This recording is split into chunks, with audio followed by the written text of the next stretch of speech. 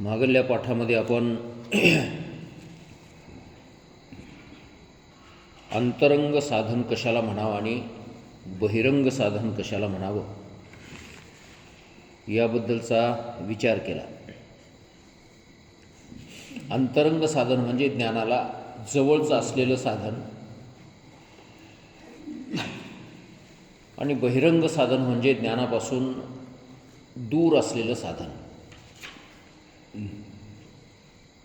त्याची व्याख्या अशी करण्यात आलेली आहे की प्रत्यक्ष श्रवणामध्ये किंवा प्रत्यक्ष ज्ञानोत्पत्तीमध्ये ज्याचा उपयोग होतो त्याला अंतरंग साधन म्हणायचं आहे आणि ज्याचा केवळ अंतःकरणाची शुद्धी आणि स्थिरता एवढ्यासाठीच उपयोग होतो त्या साधनाला बहिरंग साधन असं म्हणतात.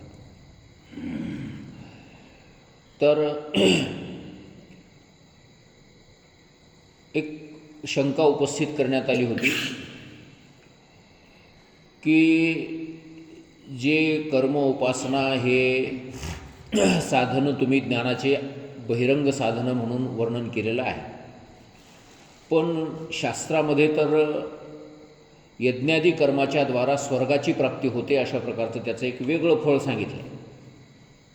त्याच्याने अंतःकरणाची शुद्धी किंवा स्थिरता होते असं सांगितलेलं नाही. मग तुम्ही त्याचा उपयोग ब्रह्मज्ञानाकडे कसा काय करता? त्या कर्म उपासनेचा उपयोग ब्रह्मज्ञानाकडे कसा काय करता? कारण शास्त्राने तर कर्म उपासना ही स्वर्गलोक प्राप्तीचं साधन सांगितलेलं आहे अशी शंका उपस्थित केली होती. आणि त्या शंकेचं समाधान असं सांगितलं की जर समजा कर्म उपासना कामना मनामध्ये धरून केली असेल, स्वर्गाची इच्छा मनामध्ये धरून जर केली असेल तर त्या कर्म उपासनेच्या द्वारा स्वर्गाची किंवा ब्रह्मलोकाची प्राप्ती होते.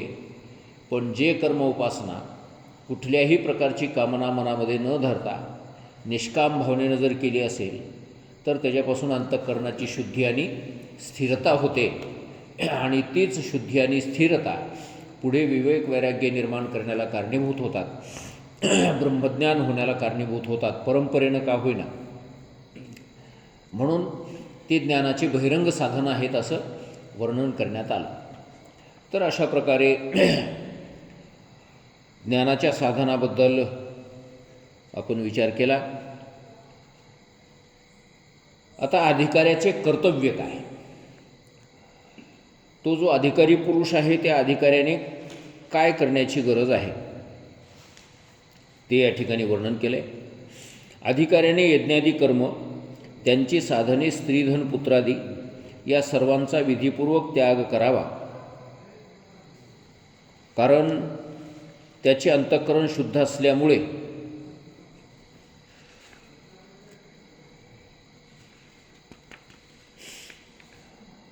त्याचे ठिकाणी यज्ञादिकांचा संभवच नाही, म्हणून कर्माधिक दूर आहेत.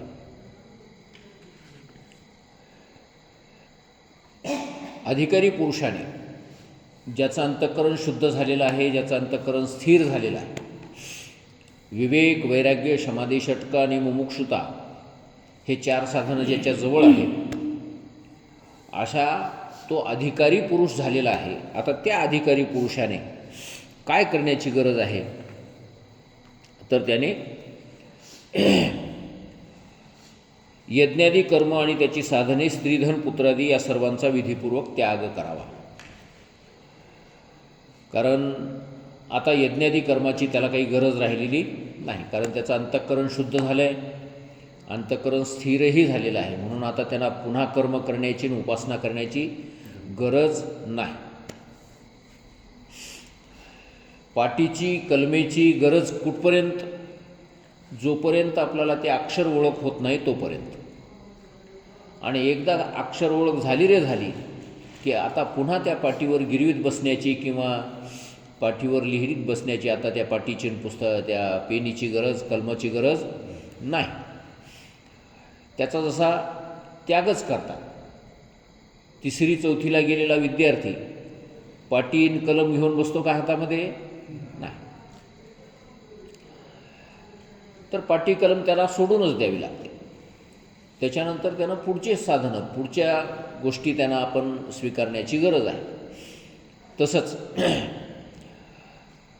स्वयंपाक तयार होईपर्यंत त्या चुलीची गरज आहे, त्या गॅसची गरज आहे, चुलीत घालायला लागणारी लाकडं, त्या लाकडाची गरज आहे, त्या लाकडाला पेटवायला लागणारा अग्नी, त्या अग्नीची गरज आहे. पण एकदा त्या अग्नीवर, त्या चुलीवर, त्या लाकडावर स्वयंपाक तयार झालेला आहे, चुलीवरलं भगोनं खाली उतरून ठेवलेलं आहे, आता ताटात वाढलेलं आहे, आता त्या लाकडाची, त्या चुलीची काही गरज राहिलेली आहे का? नाही. आता त्या साधनाची गरज नाही. आता ते जळतही ठेवण्याची गरज नाही. बाया बेशक त्याच्यावर पाणी टाकून देतात, विझवून टाकतात.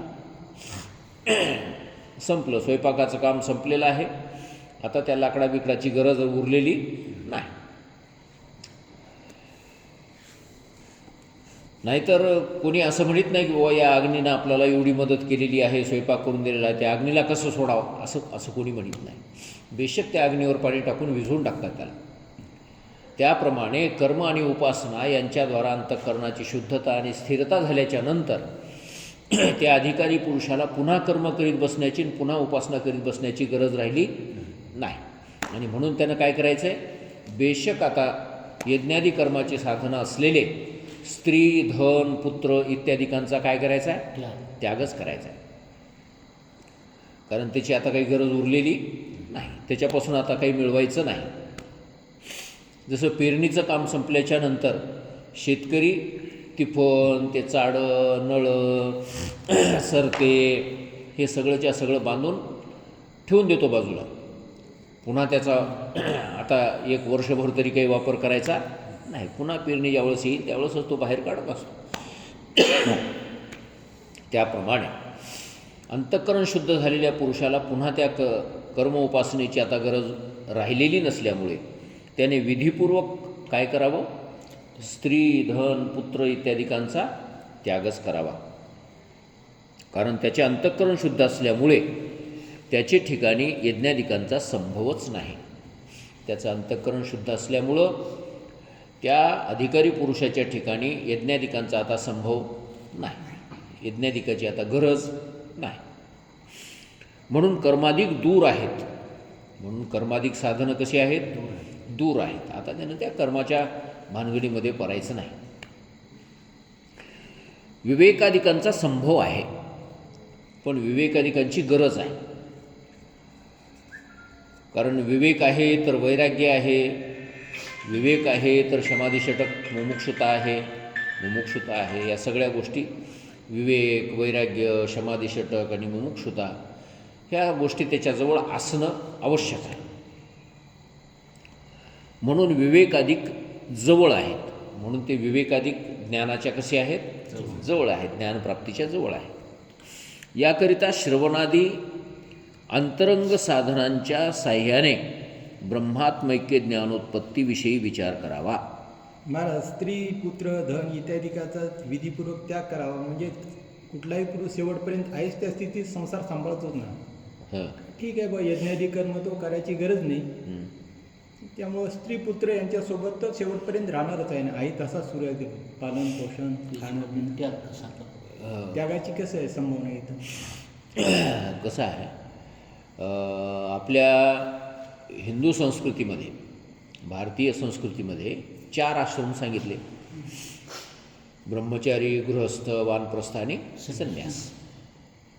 मग गृहस्थाश्रम 50 वर्षापर्यंत आपण केल्याच्या नंतर पोरं आपले आता 25 वर्षाचे, 30 वर्षाचे पोरं झालेले असतात, हे की नाही. सुना आलेले असतात, नातू झालेले असतात. 50 वर्षाचं वय झालं म्हणजे जवळजवळ संसार पूर्ण झाला आहे आपला. हो, आता संसारामध्ये पुन्हा काही करायचं आहे, काही कमवायचं आहे, असं काही शिल्लक राहिलेलं नसते. आणि मग अशावेळी त्या पत्नीची परवानगी घेऊन, मुलाबाळांची परवानगी घेऊन स्वतःचं परमार्थ साधन करण्याकरता, भगवत प्राप्ती करून घेण्याकरता म्हणून त्यांचा विधीपूर्वक काय करावा, त्याग करावा. वानप्रस्थाश्रम स्वीकार करावा. त्यागच होईल. हां, वानप्रस्थाश्रमाचा स्वीकार करायचा. आणि त्यावेळेस जरी पत्नी आपल्यासोबत राहत असली तरी पण सावलीप्रमाणे, जसे मित्र दोन एकमेकाच्या सोबत राहतात त्याप्रमाणे त्या पत्नीच्या सहवासामध्ये आपण राहायचं आहे. पत्नीने वाटता सोबतच, हां पत्नीने वाटता राहायचं. हां. आणि मग ज्यावेळेस 75 वर्ष पूर्ण होतील त्यावेळेस तर मग पूर्णपणे सगळ्या गोष्टीचा त्यागच करायचा आहे. सगळ्या गोष्टीचा त्याग, याला संन्यास असं म्हणतात. असा आपला जुना विधी आहे हिंदू संस्कृतीचा की प्रत्येक माणसाने या 4 आश्रमामधून गेलंच पाहिजे: ब्रह्मचर्य, गृहस्थ, वानप्रस्थ आणि संन्यास. आणि मग त्या संन्यास आश्रमापर्यंत पोचलेल्या त्या व्यक्तीने स्वतःचा उद्धार करून घेत लोकांचंही कल्याण करण्याचा प्रयत्न करायचा, सामाजिक जीवन जगायचं, समाजाच्या कल्याणाचा विचार त्यानं करायचा. अशा प्रकारची आपली विधी होती, हे व्यवस्था होती आपली. पण आता गंमत अशी झालेली आहे की माणसं चक्क मेलं तरी कमरोच्या चाव्या सोडून द्यायला तयार नाहीत. मेल्यावरच त्याच्या कमरोच्या सोडून घ्यावा लागल्या, पण तोपर्यंत कमरोच्या चाव्या सोडीच न झाल्या. म्हणजे त्याग नावाची बुद्धी, त्याग नावाची भावना, किंवा आपल्याला अजून काही कर्तव्य परमार्थाबद्दलचं राहिलं आहे अशी भावना त्याची आताच्या माणसाच्या ठिकाणी आपल्याला पाहायला मिळणार नाही. पण आपला हा जुना विधी अशा प्रकारचा आहे. त्याने विधीपूर्वक काय करावा? आसक्तीचा त्याग करावा. आसक्तीचा त्याग करावा. हळूहळू संघाचाही त्याग करावा, संगतीचाही त्याग करावा. स्त्री, धन, पुत्रादिकांचा काय करावा? विधीपूर्वक त्याग करावा.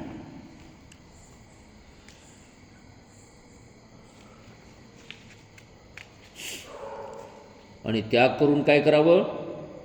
श्रवणादी अंतरंग ज्ञान साधनांच्या साह्याने ब्रह्मात्मैक्य ज्ञानोत्पत्तीविषयी विचार करावा. श्रवणादी अंतरंग ज्ञान साधनांच्या साह्याने, श्रवण मनन निधी, श्रवण मनन निधिध्यासन ही अंतरंग साधन, एकदम अंतरंग. विवेक वैराग्यादी थोडे दूर आणि त्याच्याहून दूर कर्म उपासना. तर अत्यंत अंतरंग असलेले हे जे साधनं आहेत श्रवणादिक, या श्रवणादिकांच्या साह्याने काय करावं? ब्रह्मात्मैक्य ज्ञानोत्पत्तीविषयी विचार करावा.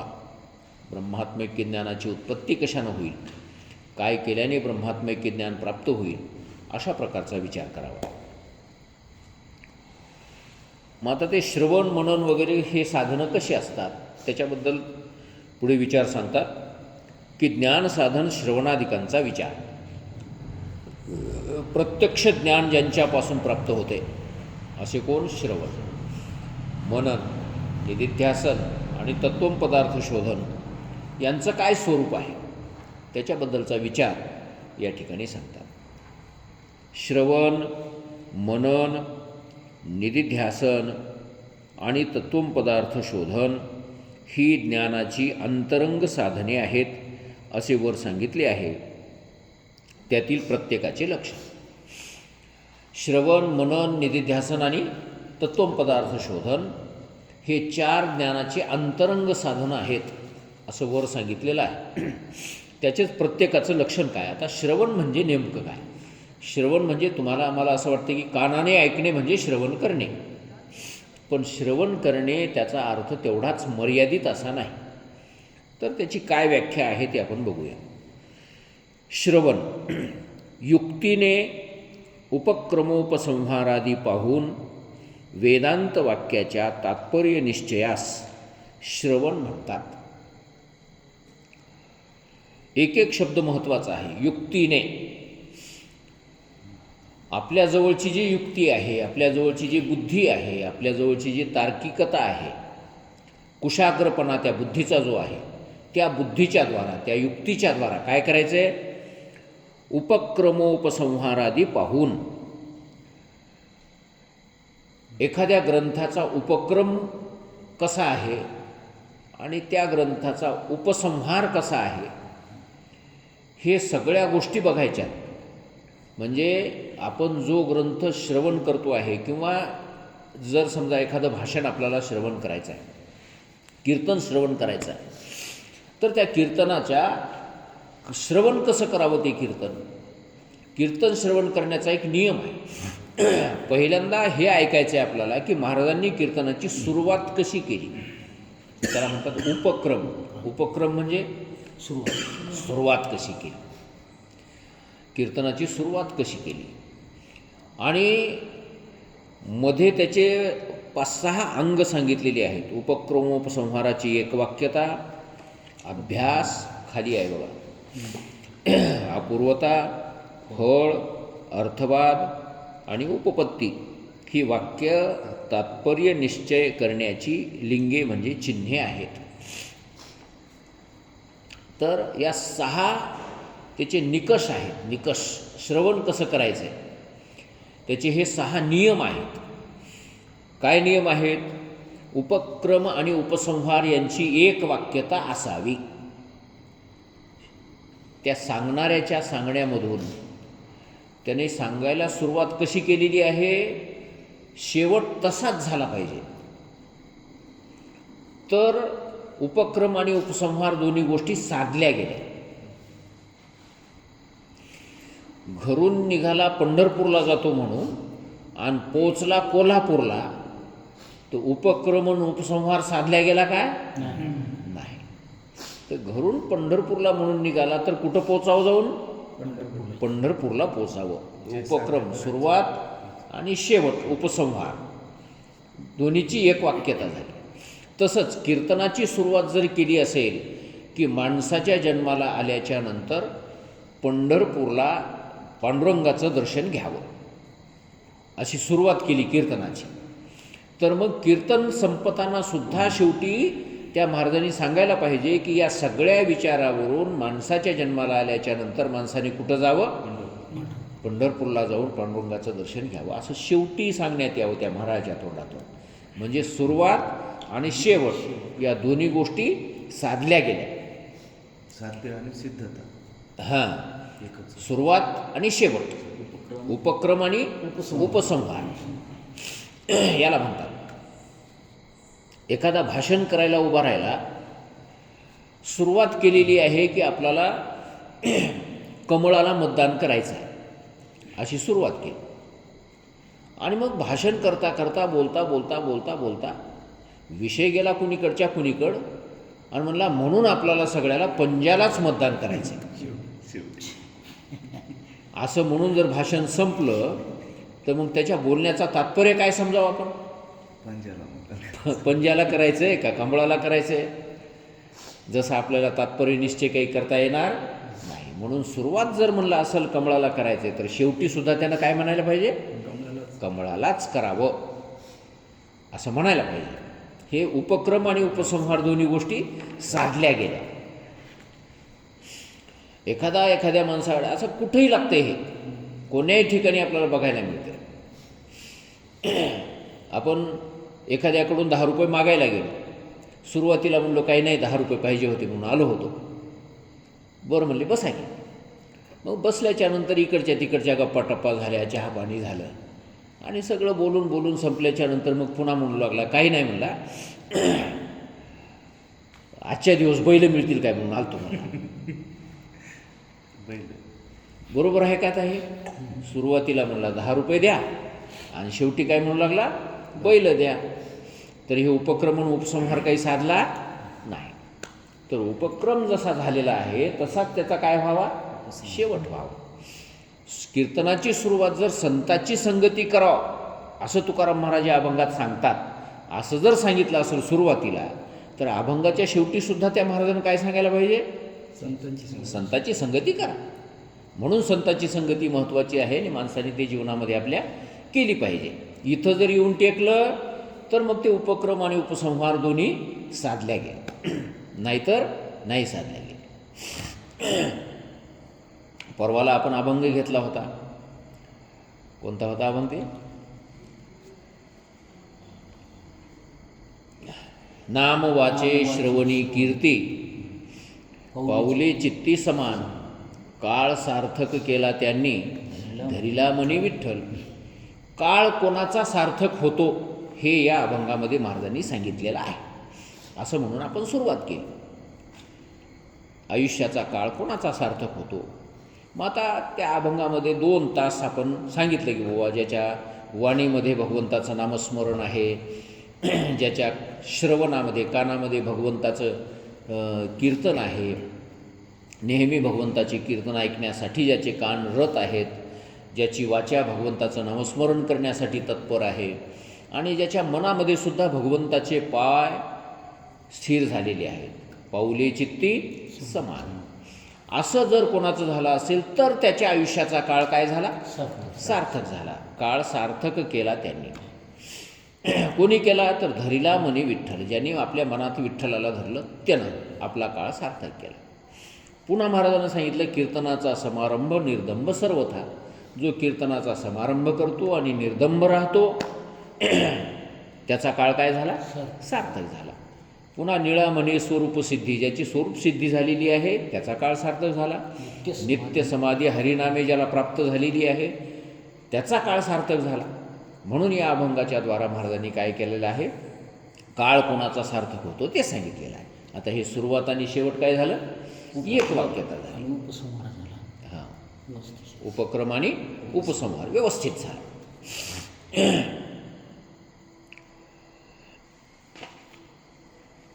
तर हे पहिलं अंग आहे श्रवणाचं. श्रवण करणाऱ्या माणसाने हे ध्यानात ठेवलं पाहिजे की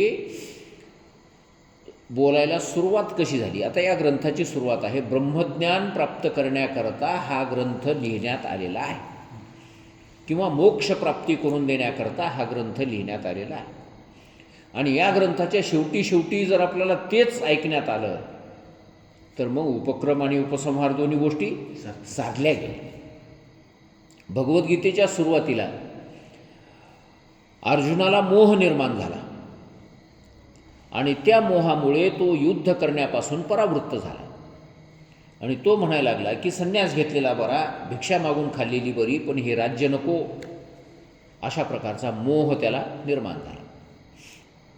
मोह फणीग्रस्तो म्या म्हणितला हा हेतू जाणून या. ज्ञानेश्वर महाराज मोह झालेला आहे. आणि मग भगवद्गीतेच्या शेवटी भगवंताने अर्जुनाला तोच प्रश्न विचारला, अर्जुना जो मोह तुला सुरुवातीला निर्माण झाला होता तो तसाच आहे का निघून गेला? तुझ्यात काय बदल झाला? तर त्यावेळेस अर्जुनाने उत्तर देताना असंच दिलं की नष्टो मोह स्मृतिर्लब्धा त्वत्प्रसादान मयाच्युता स्थितोस्मी गतसंदेह करिष्ये वचनंतव. भगवंता माझ्या मनातला मोह पार नाहीसा झालेला आहे आणि मी आता तू म्हणशील ते करायला तयार आहे. आता सुरुवातीचा तो मोह राहिलेला नाही. तर अशा प्रकारे सुरुवात आणि शेवट ज्या ग्रंथाचा उपक्रम आणि उपसंहार एक वाक्यता असते त्याच्यामध्ये, त्याचप्रमाणे श्रवण करत असताना ऐकत असताना आपण हे ध्यानात ठेवायचे ऐकणाऱ्या माणसांनी की सांगणाऱ्या व्यक्तीने सुरुवात काय केलेली आहे आणि त्याचा शेवट कुठं होतो, ह्या 2 गोष्टी ध्यानात ठेवायच्या. हे एक अंग झालं श्रवणाचं, एक अंग झालं. त्याच्यानंतर दुसरं अंग काय आहे? उपक्रम उपसंहाराची एक वाक्यता. दुसरा आहे अभ्यास. अभ्यास म्हणजे काय? तर अभ्यास म्हणजे पुन्हा पुन्हा तेच सांगणे, मधून किंवा म्हणून मनुष्य जन्माची हे केल्यामुळं सार्थकता आहे. आपण सुरुवात केली होती की बाबा मनुष्य जन्माची सार्थकता कशानं होते या अभंगात महाराज सांगतात. तर हे सुरुवातीला सांगितलं. मग पुन्हा मध्यंतरी भगवंताच्या नामाचं महत्त्व, त्या वाणीच्याद्वारा भगवंताच्या नामाच्या उच्चारणाचं महत्त्व सांगितलं, त्याच्यानं कोणते फळं मिळतात ते सांगितलं आणि नंतर सांगितले की बाबा याच्या योगाने मनुष्य जन्माची काय होते? सार्थकता होते. पुन्हा एकदा मनुष्य जन्माची सार्थकता सांगितली. पुन्हा कानाच्याद्वारा भगवंताची कीर्ती श्रवण करण्याने मनुष्य जन्माची सार्थकता होते. पुन्हा देवाला हृदयात धरल्याने मनुष्य जन्माची सार्थकता होते. म्हणजे मनुष्य जन्माची सार्थकता किती वेळाच म्हणण्यात यायलंय? अनेक वेळा, पुन्हा एक चॅप्टर सांगणं झालं की लगेच ते मनुष्य जन्माची सार्थकता आपल्या समोर येते. असं जर पुन्हा मधून ते घडत असेल तर त्याला म्हणायचं आहे अभ्यास. हां, महाराज नीट व्यवस्थित रस्त्यानं चाललेला आहे हे त्याच्यावरून लक्षात येतं. आणि जर समजा ते मनुष्यजन्माची सार्थकता मध्ये मध्ये जर येत नसेल, दुसरंच काही बाई जर येत असेल, तर ते सांगणं व्यवस्थित नाही हे आपण लक्षात घ्यायचं. त्याच्यानंतर पुढची गोष्ट आहे अपूर्वता. अपूर्वता की आजपर्यंत आयुष्यामध्ये आम्हाला जे मिळालं नाही ते तुमचा ग्रंथ ऐकल्यामुळे मिळणार आहे, ही अपूर्वता आपल्या लक्षात आली पाहिजे. की बाबा हे जे सांगालेत की हा विचारसागर श्रवण केल्यामुळे ब्रह्मज्ञानाची प्राप्ती होणार आहे आणि ब्रह्मज्ञान मिळाल्याच्यानंतर तुम्हाला मोक्ष मिळणार आहे, म्हणजे याचा अर्थ आत्तापर्यंत ब्रह्मज्ञान कधी झालं होतं काय? नाही. मोक्ष कधी मिळाला होता काय? नाही. म्हणजे मोक्ष मिळणे हे काय आहे? अपूर्व आहे. अपूर्व या शब्दाचा अर्थ काय? पूर्वी कधीच न घडलेलं, त्याला काय म्हणायचं? अपूर्व म्हणायचं. पूर्वी कधी न घडलेलं ते अपूर्व आहे.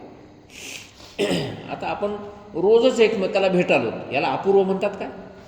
नाही, कारण रोजच भेटालो, रोजच जेवण करणं चालू आहे. अपूर्व आहे का ते? काही अपूर्व नाही. विचारसागर ऐकल्यामुळे तुम्हाला जेवायला मिळेल, काय अपूर्व आहे त्याच्यात? रोजच जेवायला होतं. अपूर्वता असली पाहिजे. तो ग्रंथ आपल्याला श्रवण करायचा आहे, एकतर त्याच्यात उपक्रम उपसंहार योग्य असले पाहिजे. दुसरी गोष्ट, अभ्यास मधून मधून तेच पुन्हा पुन्हा सांगण्यात आलेलं असलं पाहिजे, त्याला अभ्यास असं म्हणावं. त्याच्यानंतर अपूर्वता असली पाहिजे. या ग्रंथाचं जे फळ आहे किंवा जे साधन आहे ब्रह्मज्ञान, त्या साधनाबद्दलची अपूर्वता असली पाहिजे, साध्याबद्दलची अपूर्वता असली पाहिजे, की आम्हाला आत्तापर्यंत कधी न मिळालेलं असलं पाहिजे, तर ते श्रवण करायचं आहे आपल्याला. अपूर्वता. आणि त्याच्यानंतर चौथी गोष्ट सांगितलेली आहे फळ. फळ काय मिळणार? प्रयोजनाचं आता पाठीमागं वर्णन आलेलंच आहे. परमप्रयोजनही आहे या ग्रंथाला आणि अवांतर प्रयोजनसुद्धा आहे. दोन प्रकारचे प्रयोजन या विचारसागर ग्रंथाच्या श्रवणामध्ये मिळतात. एक अवांतर प्रयोजन मिळतं आणि दुसरं परमप्रयोजन मिळतं. ब्रह्मज्ञानाची प्राप्ती होते आणि मोक्षाची प्राप्ती होते. असे दोन प्रकारचे फळं या ग्रंथाच्या श्रवणाने प्राप्त होतात. हे श्रवणकर्त्याला कळालं पाहिजे. श्रवण करत असताना, कीर्तन ऐकत असताना सुद्धा बाबा या कीर्तनात आपल्याला अपूर्व काय मिळालं, म्हणजे आजपर्यंत जे ऐकायला मिळालं नव्हतं ते काय ऐकायला मिळालं, कधीच नाही काही मिळालेलं त्याला अपूर्व म्हणायचं. एखादा सिद्धांत आपण कधी ऐकला नाही आणि तो सिद्धांत ऐकायला मिळाला, अपूर्वता झाली ती. आणि फळ काय मिळते, त्या फळाच्या प्राप्तीचं वर्णन. त्याच्यानंतर पुन्हा अर्थवाद. अर्थवाद या शब्दाचा अर्थ आहे दृष्टांत सांगणे. म्हणजे दृष्टांत नेहमी ते घडलेलेच असतात असं नाही, कधी कधी त्या दृष्टांताची कल्पनासुद्धा केलेली असते. कसं? हां, ते बघा की ते खालची टीप सांगालो मी ती. कारण वर एवढंच म्हटलं आहे, थोडक्यात सांगितले वरी की युक्तीने उपक्रमोपसंहारादी एवढंच बोललं आहे आणि त्याच्यावर एक खूण केलेली आहे. त्या खुणेचा विस्तार खाली उपक्रमोपसंहारादी म्हणजे काय? आधी म्हणलं की सगळं आलं. हां, म्हणजे ते खालचं सगळं आलं. इत्यादी म्हणल्यावर तर उपक्रमोपसंहारादी, उपक्रमोपसंहाराची एक वाक्यता, अभ्यास, अपूर्वता, फळ आणि अर्थवाद. अर्थवादापर्यंत आलो आपण. अर्थवाद म्हणजे एखाद्या वेळेस दृष्टांत सांगणे, एखादा सिद्धांत पटवून देण्याकरता दृष्टांत सांगणे. जसं आता विचारसागरामध्ये दृष्टांत आलेले आहेत की एक शुभसंतती राजा होता, त्याला 3 पोरं होते, तत्वदृष्टी, तर्कदृष्टी, अदृष्टी वगैरे. आता ही गोष्ट काय खरंच घडलेली आहे का कुठं? नाही. कोण्या देशामध्ये घडलेली आहे का, कोणता इसवी सन आहे का याला, मग त्या राजाची परंपरा, त्याच्या बापाचं नाव काय होतं, त्याच्या आज्याचं नाव काय होतं, अशी त्याची कुळ परंपरा काही सांगता येईल का तुम्हाला? काही नाही. हे काल्पनिक कथा आहे. शुभसंतती राजा कुठं जन्माला आला नव्हता, त्याला काही 3 पोरं झाले नव्हते, तो काही राज्याचा त्याग करून कुठं जायला निघाला नव्हता. हे सगळं काल्पनिक आहे.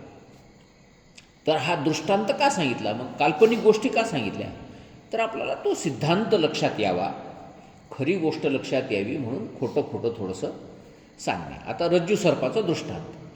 5 जण माणसं रस्त्यानं चालले होते, मंदांधकार पडला होता आणि त्या अंधकारामध्ये एक दोरीचा तुकडा पडलेला होता आणि तो अंधकारात पडलेला असल्यामुळे त्याला तर स्पष्ट दोरीच आहे असं कळालं नाही आणि मग त्याच दोरीवर त्यांना काय भासला?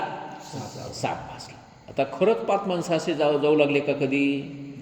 काही नक्की नाही, काही नाही.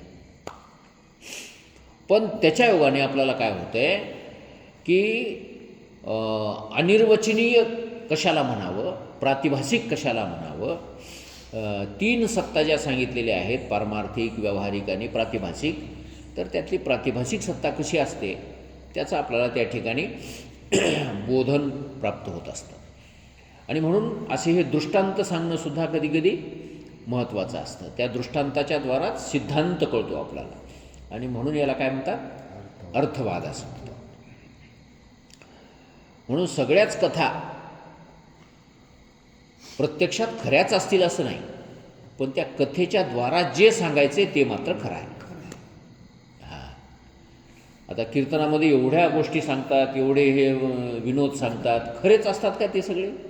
नाही. पण त्याच्याद्वारा तो सिद्धांत आपल्याला समजायला सोपा होतो. जसं ते गणितामध्ये यक्स धरायला लावतात. आता ते यक्स म्हणजे काय राहते ते? काय नाही म्हणजे हां, काही किंमत नाही त्या यक्सला, काही किंमत नाही. पण गंमत अशी आहे की त्या गणितातली खरी किंमत कळण्याकरता यक्स हे गृहीत धरावंच लागते. ते गृहीत धरल्याशिवाय त्या गणिताचं उत्तर आपल्याला मिळणार. म्हणजे त्या यक्सची काय किंमत आहे मग सांगा? यक्सला काय महत्त्व आहे? काहीच महत्त्व नाही त्याला. चल आहे, हां, चल आहे हो, एकशे चल. हां, काही किंमत नाही त्याला. पण ते धरल्याशिवाय जसं आपल्याला त्या गणिताचं उत्तर मिळत नाही, त्याप्रमाणे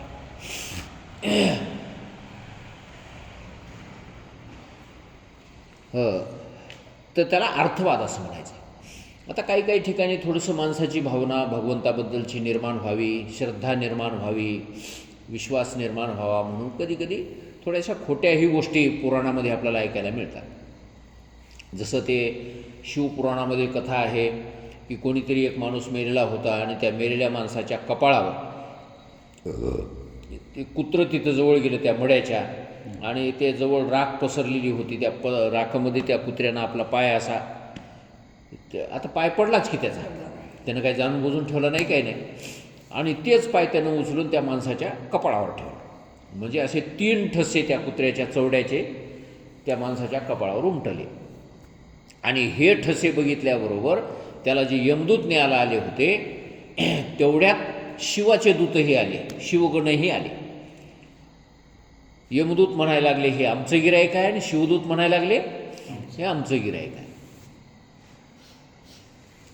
आता प्रत्यक्ष ही कथा अशी घडलीच असेल असं काही नक्की समजायची गरज नाही. पण याच्यातून एक गोष्ट कळते की बाबा कपाळाला भस्म लावणं महत्त्वाचं आहे. आणि अशाच प्रकारची कथा आपल्याला विष्णू पुराणामध्ये सुद्धा ऐकायला मिळते की कोणीतरी मेलेला माणूस आणि त्याच्या कपाळावर कोणीतरी एक पक्षी येऊन त्यानं ते विष्ठा टाकली आणि ते पांढरी चुन्यासारखी असं गोपीचंदनाचा गंध लावल्यासारखा उमटला त्याच्या कपाळावर. त्यानं काही जाणून बुजून लावला नव्हता, तर काही नाही. आणि मग त्याला न्यायला विष्णूचे दूत आले. कसं काय तर म्हणले त्यानं आमच्या ते भगवान विष्णूचा गंध लावला, गोपीचंदन लावला. असं होत नसते. पण त्या गोपीचंदनाबद्दलची माणसाची भावना, श्रद्धा ही वाढावं याच्यासाठी म्हणून असे दृष्टांत सांगितल्या जातात. तर याला काय म्हणतात? अर्थवाद. अर्थवाद. आणि त्याच्यानंतर 6वा क्रमांक आहे उपपत्ती. उपपत्ती म्हणजे युक्ती. युक्तीच्या द्वारा जीव ब्रह्मरूप कसा आहे ते पटवून देणे, याचं नाव आहे युक्ती. किंवा पंढरपूरची वारी महाराज या अभंगातून सांगतात. असं जर म्हटलं तर पंढरपूरची वारी महत्त्वाची कशी ते युक्तीने पटवून देणे, आपल्याजवळची युक्ती सांगणे. तर अशा प्रकारे हे 6 अंग आपण त्या कोणताही विषय ऐकत असताना त्या विषयाला हे जुळवून बघायचे.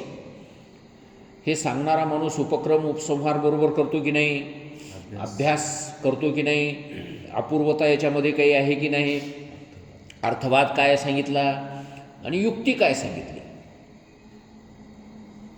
आता बरेचसे लोक युक्त्या सांगतात, भाषणं करताना हे युक्त्या सांगतात.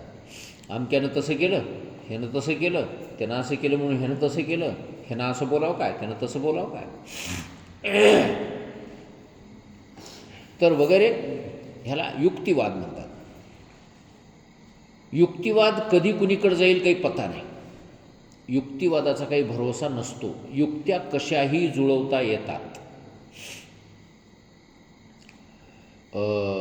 एकाला कोणीतरी असं म्हणलं की बुवा अहो महाराज तुम्ही तंबाखू कसा काय खाता, गाढव खाय ना त्या पाल्याला, आणि तुम्ही कसं काय खाता. त्यानं युक्ती सांगितली की गाढव खाय ना या पाल्याला, ही युक्ती सांगितली की यानं तंबाखू खाऊ नये म्हणून, की बाबा गाढवसुद्धा या पाल्याला खायना. म्हणजे त्याच्या मनातही तिरस्कार निर्माण व्हावा की बाबा मी गाढवापेक्षा नीच झालो, गाढवसुद्धा या पाल्याला खायना, आपण कसा खावा, असा तिरस्कार निर्माण व्हावा त्याच्या मनात. म्हणून त्या माणसाने ती युक्ती सांगितली.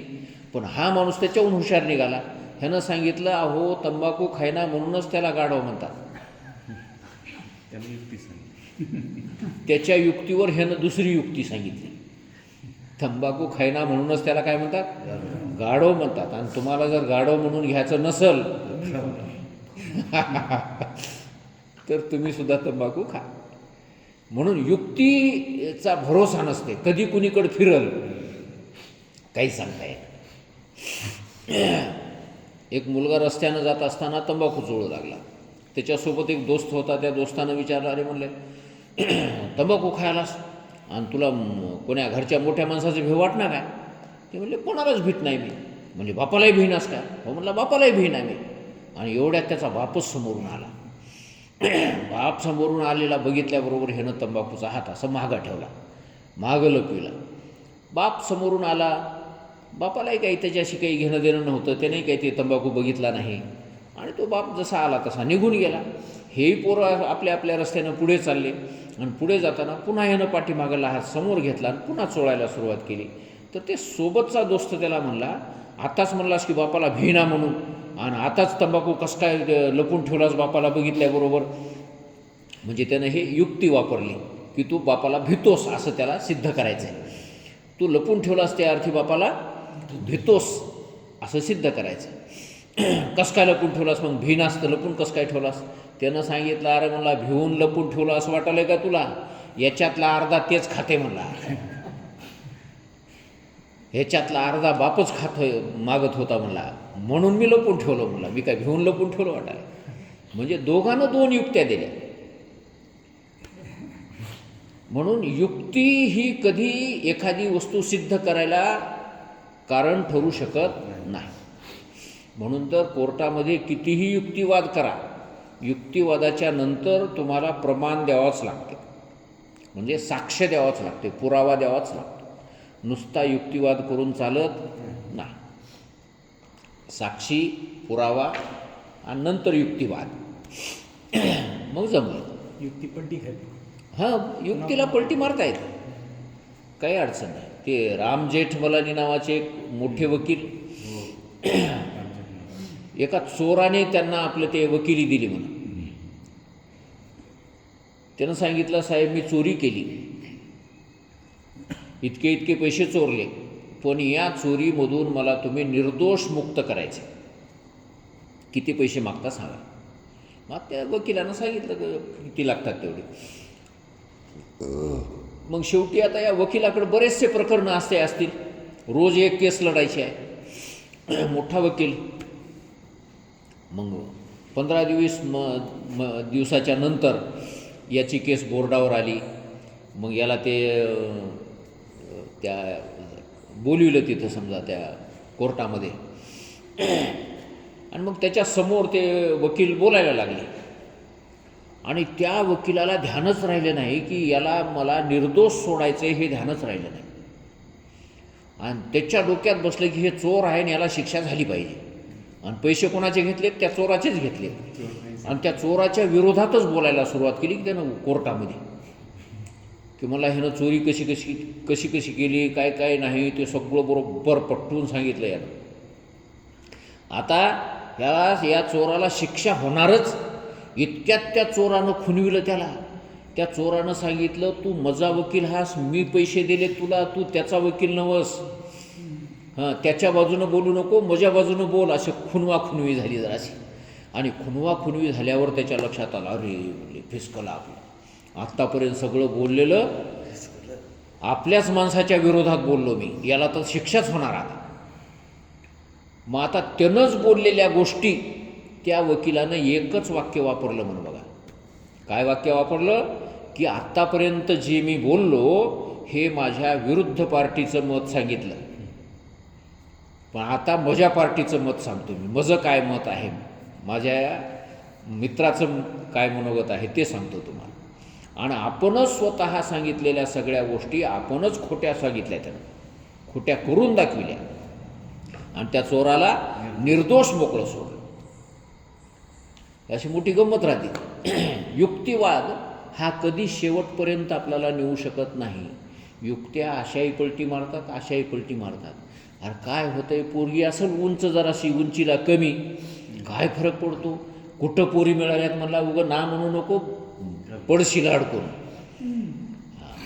असंही होतं.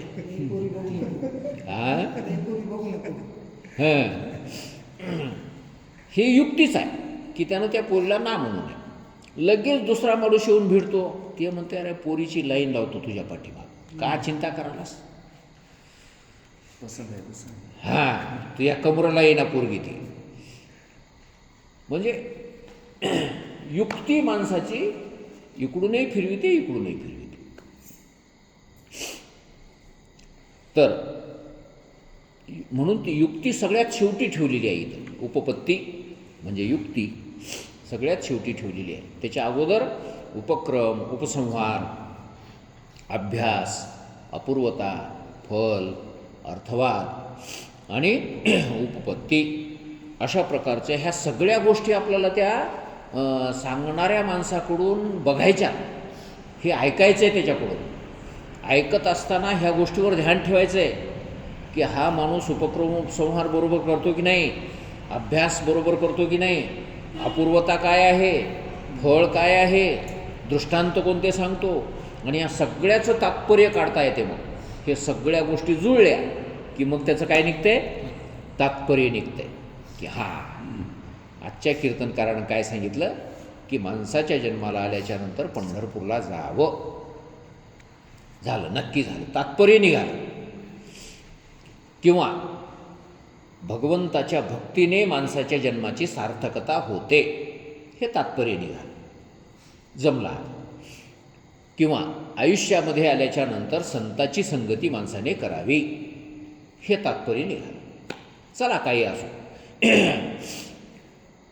तर असा तात्पर्य निश्चय होतो आणि तात्पर्य निश्चय झाल्याच्या नंतर त्या माणसाचं ते श्रवण सार्थक झालं असं म्हणायला हरकत नाही. आणि जर तात्पर्यच काही निघना गेलं, उगाच 2 घंट्याचा टाईम गेला इकडच्या तिकडच्या गप्पा टप्पा ऐकण्यामध्ये आणि तात्पर्यच काही निघालं नाही. काय सांगितलं हो महाराजांनी म्हणले 2 घंटे बोलून? म्हणजे काय सांगितलं की बाबा काही मेळ लागला नाही. मग ते कीर्तनाचं तात्पर्य निघालं काय? आणि तात्पर्यच जर निघालं नाही तर मग तुम्ही काय निश्चय करणार? काहीच निश्चय होणार. उगा 2 घंटे गेले आपले. कुठेही हे बघायला मिळते बघा. हे 6 गोष्टी कुठेही बघायला मिळतात. एखादं ते सिनेमा जरी आपण बघायचं ठरलं तरी त्याचं सुरुवात आणि शेवट अगदी बरोबर राहते. ती कथा आपल्याला जिथून सुरुवात झालेली आहे बरोबर शेवट त्या ठिकाणी आणून पोचतो. एखाद्या गरिबावर झालेला अन्याय आणि त्या गरिबाने त्याचा घेतलेला बदला वगैरे वगैरे. तर हे बदला पूर्ण झाला की मग माणसाला बघणाऱ्याला वाटते हा जमला, तात्पर्य निघालं त्याचं. आणि जर समजा बदला न घेताच जर एखादा पिक्चर जर पूर्ण झाला तर मग कसं वाटेल आपल्याला ते? व्यवस्था लागत नाही. शेवट बरोबर झाला नाही गड्या मला, आहे की नाही? बरेचसे पिक्चर असे फेल होऊन जातात, त्याचं ते जुळतच नाही, सूत्र जुळणार, सुरुवात आणि शेवट जुळणार, मधल्या गोष्टी जुळत नाहीत, म्हणून बरेचसे फेल होऊन जातात. तर तात्पर्य मला काय सांगायचं आहे की ह्या 6 गोष्टी जिथं लावून बघण्यात येतात, युक्तीने उपक्रमोपसंहारादी पाहून वेदांत वाक्याच्या तात्पर्य निश्चयास श्रवण म्हणतात. वेदांत वाक्याचं तात्पर्य आपल्याला कळालं की त्याला काय म्हणायचं? श्रवण म्हणायचं. या विचारसागराचं तात्पर्य आपल्याला कळालं की त्याचं नाव काय आहे? श्रवण आहे. नाही तर नुसतं ऐकणे म्हणजे श्रवण नाही. ऐकणे तर सगळेच ऐकतात, इकडून ऐकतात या कानानं आणि या कानानं लगेच बाहेर निघून जाते, सोडूनही देतात, त्याचा विचारही कोणी करणार. म्हणून ते तसं नाही. त्याच्यानंतर पुढचा क्रम आहे मनन.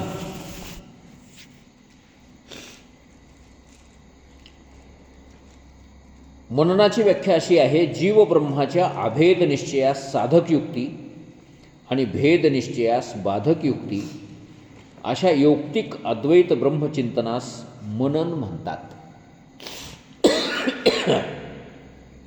मनन कशाला म्हणावं? तर जीव ब्रह्माच्या अभेद निश्चयाला साधक युक्ती आणि भेद निश्चयास बाधक युक्ती. अभेद निश्चय, जीव ब्रह्माचा अभेद निश्चय म्हणजे जीव हा ब्रह्मरूप आहे, त्याला साधक युक्ती आपण जोडायची. आता श्रवण झालं, श्रवण करून घरी आलो आपण, आता श्रवण करायची गरज नाही. आता घरी बसल्या बसल्या त्या केलेल्या श्रवणाचं मनन करा, चिंतन करा. आणि काय चिंतन करा? की या विचारसागर नावाच्या ग्रंथामध्ये जीव आणि ब्रह्म या दोन्हीचं एकरूपता सांगितलेली आहे.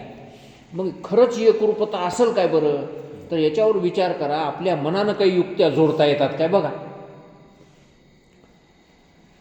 साधक युक्ती जोडणे, साधक म्हणजे मदत करणारी, त्या जीव ब्रह्म ऐक्याला मदत करणारी युक्ती जोडणे, त्याला म्हणायचं साधक युक्ती. आणि जीव ब्रह्माच्या भेद निश्चयाला बाधक युक्ती जोडणे, म्हणजे भेद निश्चय जीव ब्रह्माचा भेदच आहे त्याला बाधक युक्ती, म्हणजे त्या भेदाला हाणून पाडणारी युक्ती आपल्याला निर्माण करता यावं, आपल्या मनानं तशा प्रकारची युक्ती जोडता यावं. चांगली युक्ती होत नसेल तर मग हे काय निरसन करण्यास तरी युक्ती व्हावं भेदाला. हां, कोणतं म्हणजे आपल्याला अभेद निश्चय करायचा आहे, मग अभेद निश्चयाला मदत करणाऱ्या युक्त्या जोडा, साधक युक्ती. हां, साधक युक्ती जोडा. आणि जर समजा भेद निश्चय आपल्याला करायचा नाही तर मग भेद निश्चयाला बाधक युक्ती जोडा. समजा त्या मुलाचं आणि मुलीची सोयरीक आपल्याला जुळवायची आहे, तर मग सोयरीक काय सांगितल्यानं जुळल अशा गोष्टी ध्यानात आणा. हां, जसं याच्यामध्ये ते मल आणि विक्षेप कसं बाधक युक्ती आहेत आपल्या विचारसागरामध्ये, हे करू नका म्हणून सांगितलं ना, वर म्हणजे निषिद्ध निषिद्ध कर्म आहे ते. बाधक युक्ती बाधक युक्ती झाले ना याच्यानुसार. नाही, तसं नाही. ते आपण काय करायचे, जसं आता मी सांगालो, हां, दृष्टांत सांगालो, मुला मुलीची सोयरीक करायची आपल्याला, तर सोयरीक जुळावं अशा प्रकारची युक्ती जोडणे त्याला साधक. ठीक आहे, असेल थोडासा सावळा रंग असेल थोडीशी उंची कमी असेल, पण तिचे भाऊ बघ, तिचं माहेर बघ आपल्या जवळचं आहे. अरे आडीपडीला तू एकल पायाचा माणूस, कधी कामाला येणारे माणसात, आणि पुन्हा रगड पार्टी आहे, कशाला चिंता करायलास? काय फरक पडते? ही काय झाली? कोणती युक्ती झाली? साधक युक्ती झाली. म्हणजे त्या दोघांची सोयरीक जुळावं अशी युक्ती झाली. आणि त्याचा भेद निश्चय वाढत जाऊ नये म्हणून त्या भेद निश्चयाला हाणून पाडणारी युक्ती. म्हणजे त्या पोराची बुद्धी त्या पोरीपासून दूर जाऊ नये म्हणून त्या भेद निश्चयाला हाणून पाडणारी युक्ती. बाबा तू जर ही पोरगी नाही केलास तर तुला पोरी मिळणार नाहीत असं नाही, पण तुझी नुकसान होणार आहे. खूप दूरची कुठली तरी पोरगी करशील, वर्षाच्या वर्ष त्याची आपली गाठ भेट होणार नाही. तू एकलपायाचा माणूस, तुझ्या गावाला गेला असता शेताकडे कोणी नाही, शेताकडे गेला असता गावाला कोणी नाही, अशी अवस्था आहे तुझी. त्यासाठी त्या दूरच्या पोरीचा विचार करू नको, असेल जराशी हिच्यापेक्षा चांगली पण ही फायद्याची आहे, असं त्या पोरीबद्दलची बाधक युक्ती आणि या पोरीबद्दलची साधक युक्ती असं म्हणायचं. जुळविणारी युक्ती जी आहे त्याला साधक युक्ती म्हणायचं, आणि तोडणारी जी युक्ती आहे त्याला बाधक युक्ती म्हणायचं. तर अशा यौक्तिक चिंतन, युक्तीने युक्त असलेलं चिंतन, त्या चिंतनाचं नाव काय आहे? मनन आहे. आणि हे आपल्याला श्रवण झाल्याच्या नंतर घरी गेल्यावर एकांतात ह्या गोष्टी करायच्या. आता आज आपण हा विषय ऐकत आहोत, तर हा विषय सत्य कसं आहे याच्याबद्दल साधक युक्ती, आणि हे खोटं आहे असं जे मनाला कधी कधी वाटतंय त्याच्याबद्दल बाधक युक्ती. नाही रे बाबा हे खोटं असू शकत नाही, त्याच्याबद्दलची बाधक युक्ती. अशा यौक्तिक चिंतन जे आहे, युक्तियुक्त जे चिंतन आहे, या चिंतनाचं नाव काय आहे? मनन आहे. जीवब्रह्माच्या अभेद निश्चयास साधक युक्ती आणि भेद निश्चयास बाधक युक्ती, अशा यौक्तिक अद्वैत ब्रह्मचिंतनास मनन म्हणतात. तर आज पुरी करा. आता पुढचा विषय उद्या बघू. पुंडलिक वरदा हरी विठ्ठल श्री ज्ञानदेव तुकाराम. पांडुरंग भगवान की जय. माऊली ज्ञानेश्वर महाराज की जय. जगद्गुरु तुकाराम महाराज की जय. जय.